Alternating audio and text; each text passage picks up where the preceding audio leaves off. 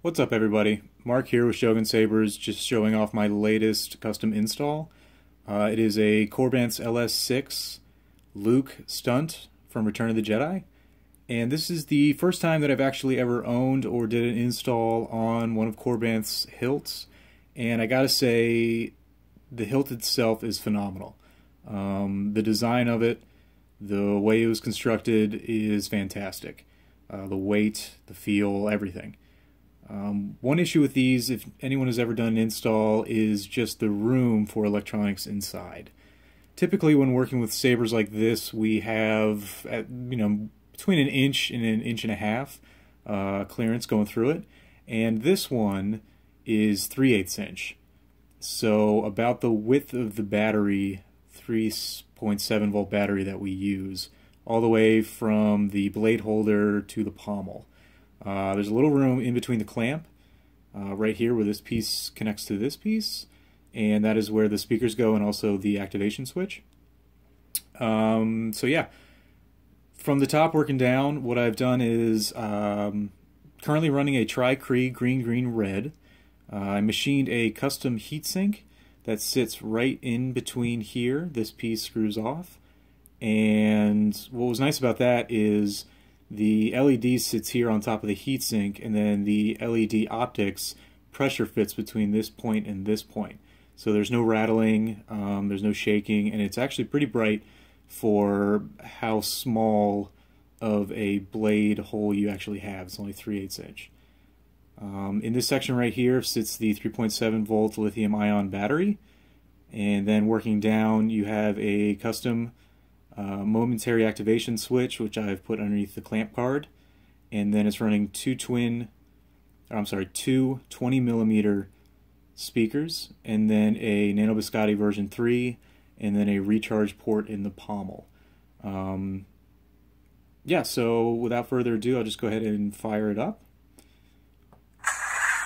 The first one it's running is just the stock sound that Nano Biscotte comes with, a Lightmeat.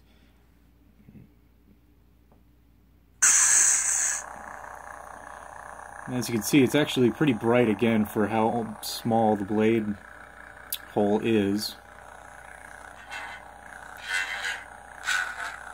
And it's about a medium in volume. It's not the loudest, again, just because the only places that the sound is coming from is this vent here, and then on this side right here. And why I like running the double speakers like this is because if you only have it on one side, usually your hand will sit right about here, and this way, no matter if you're holding left-handed or right-handed, you'll at least only cover up one of the sound holes. Flash on clash is red. Might not show up well on camera just because I got 3 floodlights sitting on it.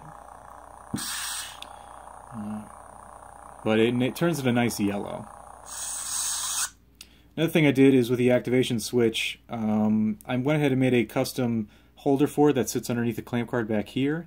And with these, I've noticed a lot of the times the switch will sit a little high, so when you're messing around with it, it's very easy to activate it or turn it off.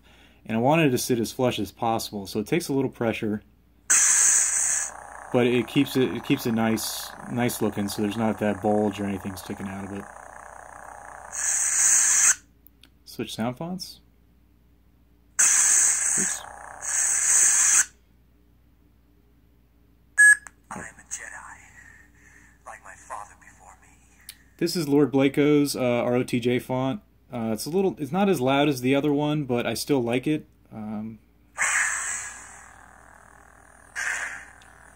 It's got good swings and good clashes.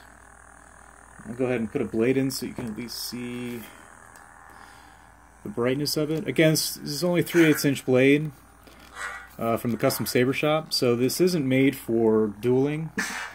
This is pretty much just a show. Want to do a couple tricks. I'll get the lights off. But again, it's pretty good brightness, and the sensitivity is set pretty nicely too, so it goes all the way down to the edge. Again, I'm pretty loaded on lights here.